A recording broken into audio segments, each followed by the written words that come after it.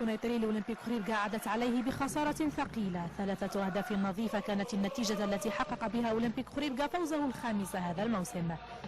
الهدف الأول سجل عند الدقيقة 56 بواسطة جمال التريكية. مضاعفة النتيجة أتت للوسيكا بعد خطأ الحارس محمد بيستارا، مما منح أصحاب الأرض ضربة جزاء ترجمها إلى هدف من المدافع زكريا عمزيلة عند الدقيقة 77. وبعد الهدف الثاني بدقيقة وقع محمد العسكري خاتمة ثلاثية أولمبيك خريبكا على حساب النادي القنيطري.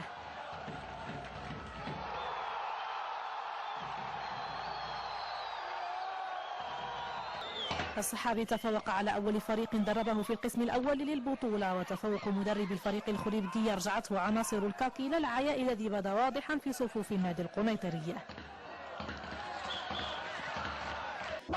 أولمبيك خريبكا بات في المركز الثامن ب25 نقطة، فيما الكاك لم يخرج بعد من خناقه في أسفل الترتيب، محتلا للمركز ما قبل الأخير ب18 نقطة.